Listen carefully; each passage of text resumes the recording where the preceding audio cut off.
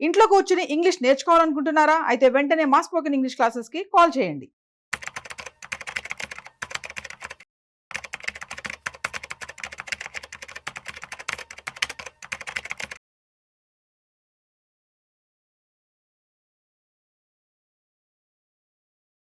నమస్కారం సుమన్ టీవీ ప్రేక్షకులకి. నేను మీ doctor Anil Kumar Bachchu, certified financial ప్లానర్‌ని.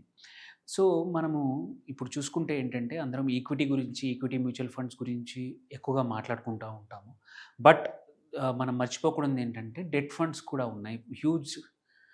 అదొక హ్యూజ్ కేటగరీ అనమాట.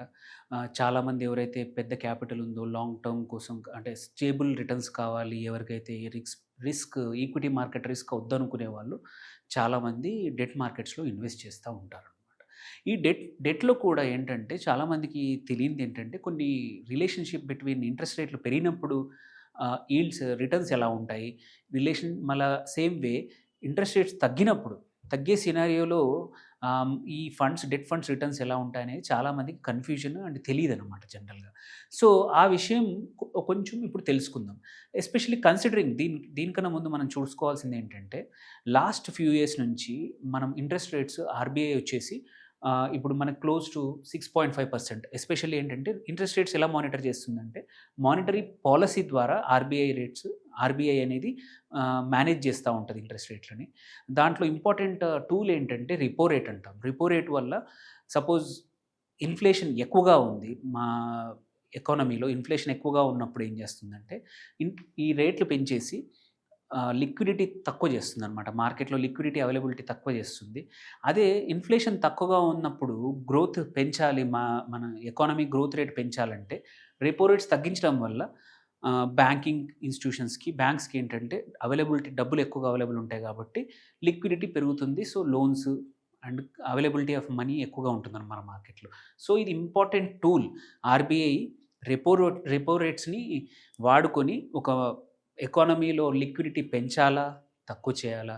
అనేది ఈ రేట్‌ని బట్టి మేనేజ్ చేస్తా ఉంటదనమాట. సో, ఈ రేటే డిటర్మైన్ చేస్తా ఉంది ఏంటంటే ఇంట్రెస్ట్ రేట్స్‌ని కూడా. సపోజ్ ఎగ్జాంపుల్ ఇది పెరిగిందంటే ఇంట్రెస్ట్ రేట్స్ కూడా యూజువల్లీ పెరుగుతా ఉంటాయి. బికాజ్ దీనిపైన యాడ్ చేసుకొని financial institutions interest rates different kind of ఏమంటారు వాళ్ళ లెండర్స్‌కి డిఫరెంట్ రకాలుగా అప్పులు ఇస్తా ఉంటాయి. దాన్ని బట్టి రేట్లు కూడా మారుతా ఉంటాయి. పీఎల్ఆర్ అని ఉంటుంది. Prime lending rate. దాన్ని మారుస్తా ఉంటారు. దాని ప్లస్ ఎక్స్ పర్సెంటేజ్ వాళ్ళ ప్రాఫిట్ చూసుకొని మిగిలింది ఎక్స్ పర్సెంటేజ్ ఇచ్చి డిఫరెంట్ కైండ్ ఆఫ్ కస్టమర్స్‌కి డిఫరెంట్ ఇంట్రెస్ట్ రేట్‌లో వాళ్ళు లోన్స్ ఇస్తా ఉంటారు. సో, ఇప్పుడొచ్చేసి హౌ డస్ దిస్ ఎఫెక్ట్ అంటే ఇదంతా బానే ఉంది. దీనివల్ల మన డెట్ ఫండ్స్‌కి ఏంటి అనే క్వెషన్ వస్తుంది.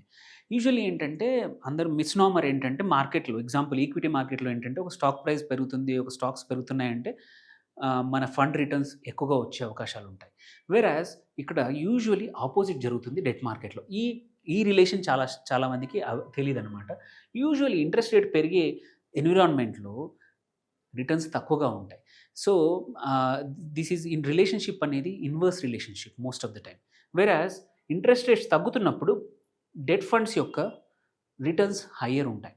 రీజన్ ఏంటంటే దే ఆర్ హోల్డింగ్ ఒక ఫండ్ వచ్చేసి ఆల్రెడీ ఎక్స్ పర్సెంటేజ్ రిటర్న్ ఇచ్చే యూనో ఇంట్రెస్ట్ ఇచ్చే ఫండ్ ఆల్రెడీ బాండ్స్‌ని హోల్డ్ చేసి ఉంటది. సో, ఇంట్రెస్ట్ రేట్ తగ్గినప్పుడు దాని వాల్యూ మారుతా ఉంటది. సో, అందుకోసమే ఈ ఇన్వర్స్ రిలేషన్‌షిప్ వల్ల ఎస్పెషల్లీ కన్సిడరింగ్ నౌ ఇప్పుడు ఆర్‌బీఐ ఏంటంటే లాస్ట్ ఇయర్ మేబీ ఇంకొక 1 క్వార్టర్ తర్వాత మనం ఇంట్రెస్ట్ రేట్స్ తక్కువ చేసే అవకాశాలున్నాయి అని లాస్ట్ క్వార్టర్‌లో ఇండికేషన్ ఇచ్చింది. సో, అట్లాంటి సిట్యుయేషన్‌లో డెట్ ఫండ్స్‌లో ఎలా మేనేజ్ చేసుకోవడం అనేది చాలా ఇంపార్టెంట్. కొన్ని స్ట్రాటజీస్ వాడడం చాలా ఇంపార్టెంట్. సో, ఇంపార్టెంట్ ఏంటంటే మనము మామూలుగా ఏం చెప్తామంటే ఇంట్రెస్ట్ రేట్ పెరిగినప్పుడు లాంగ్ టర్మ్ బాండ్స్ ఉంటాయి. లాంగ్ టర్మ్ బాండ్స్‌లో మనం అవాయిడ్ చేయమంటాం. సో, ఇప్పుడు కన్సిడరింగ్ ఎస్పెషల్లీ ఇప్పుడు ఇంట్రెస్ట్ రేట్ తక్కువే అయ్యే అవకాశాలున్నాయి నెక్స్ట్ క్వార్టర్‌లో 1 ఆర్ 2 క్వార్టర్స్‌లో కాబట్టి లాంగ్ టర్మ్ ఫండ్స్‌లో we can still stick to them. ఇప్పుడు ఇన్వెస్ట్ చేయొచ్చు. అండ్ ఆల్సో ఆల్వేస్ సేఫర్‌గా ఎవరైతే డెట్ ఫండ్స్‌లో ఇన్వెస్ట్ చేస్తా ఉంటారో నాకు ఈ వొలటిలిటీ ఎక్కువగా ఇష్టం లేదు అనుకుంటే డైనమిక్ యాసెట్ ఫండ్స్ అని ఉంటాయి. డైనమిక్ యాసెట్ బాండ్స్ అని ఉంటాయి.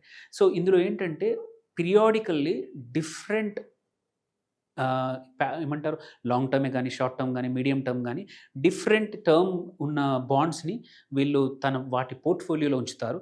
దానివల్ల ఏంటంటే irrespective of whether interest rates పడిపోవడం గానీ, పెరిగే సైకిల్ ఉన్నా గానీ, ఇవి వచ్చేసి డైనమిక్ యాసెట్ ఫండ్స్ వచ్చేసి మోర్ ఆర్ లెస్ స్టేబుల్‌గా రిటర్న్స్ ఇస్తా ఉంటాయన్నమాట. దెన్ ఎవరికైతే వోలటిలిటీ ఎక్కువగా ఇష్టం ఉండదు, అలాంటప్పుడు మనకు always short term bond funds ఉన్నాయి. ఆల్సో లిక్విడ్ ఫండ్స్ ఉన్నాయి. ఇవి వచ్చేసేసి only 1 month old or less than 1 month old or less than 3 months old బాండ్‌నే హోల్డ్ చేస్తాయి కాబట్టి, యూజువల్లీ ఏంటంటే ఇంట్రెస్ట్ రేట్స్ అనేది అప్ అవ్వడం గానీ, డౌన్ అవ్వేది గానీ, ఎఫెక్ట్ అయ్యేది ఏంటంటే యూజువల్లీ మీడియం నుంచి లాంగ్ టర్మ్ బాండ్స్ మీద, లాంగ్ టర్మ్ బాండ్ ఫండ్స్ మీద ఎఫెక్ట్ ఎక్కువగా ఉంటుంది. మీకు అన్‌సర్టెనిటీ ఎక్కువగా వద్దు అనుకుంటే బెస్ట్ ఏంటంటే మన షార్ట్ టర్మ్ బాండ్స్‌లోకి ఆర్ లిక్విడ్ ఫండ్స్‌లోకి ఎంటర్ అవుతే better. But somebody who wants ఏమంటారు నాకు నెక్స్ట్ 1 ఇయర్ వరకి నేను ఈ ఇంట్రెస్ట్ రేట్స్ తక్కువయ్యే సైకిల్‌లో క్యాప్చర్ చేసుకొని మంచి రిటర్న్స్ రావాలి అంటే వితిన్ ద బాండ్‌లో బెటర్ రిటర్న్స్ రావాలి అనుకుంటే కన్సిడరింగ్ ఒక నెక్స్ట్ 3-6 మంత్స్‌లో 1 ఆర్ 2 రేట్ కట్స్ హోప్‌ఫుల్లీ ఒక 0.5% ఈ సంవత్సరం తగ్గినా, అలాంటప్పుడు కొంచెం మీడియం టు లాంగ్ టర్మ్ బాండ్స్‌లో కొంచెం మీ డెట్ ఫండ్ పోర్ట్‌ఫోలియోని అడ్జస్ట్ చేసుకుంటే కొంచెం బెటర్ రిటర్న్స్ వచ్చే అవకాశాలున్నాయి. ఎందుకంటే ఇది ఆల్రెడీ మోర్ ఆర్ లెస్ ఈ ఇంట్రెస్ట్ రేట్ 6.5% అనేది కొంచెం హయ్యర్ సైడే. ఇంకా దీనికన్నా పెరిగే అవకాశాలు కొంచెం తక్కువగా ఉన్నాయి. ఆర్‌బీఐ ఏమంటారు inflation already more or less under control అని చెప్పింది లాస్ట్ టర్మ్‌లో, లాస్ట్ క్వార్టర్‌లో. సో, ఈసారి రివ్యూలో ఇంట్రెస్ట్ రేట్స్ తగ్గితే మాత్రం మన డెట్ ఫండ్స్ మంచిగా పెర్ఫార్మ్ చేసే అవకాశాలున్నాయి. సో, దీన్ని క్యాప్చర్ చేసుకొని హోప్‌ఫుల్లీ ఈ ఈ చిన్న ఎక్స్‌ప్లనేషన్‌తో debt funds returns in comparison to interest rates కొంచెం అర్థమైతే దాన్ని బట్టి మీ డెట్ ఫండ్స్ ఇన్వెస్ట్‌మెంట్ అనేది కొంచెం మేనేజ్ చేసుకోండి. అలాగే మంచి రిటర్న్స్ కూడా పొందే అవకాశాలున్నాయి. ఇందులో కూడా ఏంటంటే మీరు ఎటువంటి ఇన్వెస్ట్‌మెంట్ చేసేప్పుడు మీ యొక్క ఫైనాన్షియల్ అడ్వైజర్‌ని గానీ ఒక మంచి రీసెర్చ్ చేసుకొని ముందుకు వెళ్ళడం మంచిది. ఎందుకంటే కన్సిడరింగ్ యూజువల్లీ ఏమంటారు డెట్ ఫండ్స్‌లో పెట్టేప్పుడు మనం పెద్ద అమౌంట్ లంప్ సమ్ అమౌంట్‌లు పెడతా ఉంటాము. అలాంటప్పుడు హ్యావింగ్ ఒక ఎక్స్‌పర్ట్ ఒపీనియన్ తీసుకోవడం అనేది చాలా మంచిది.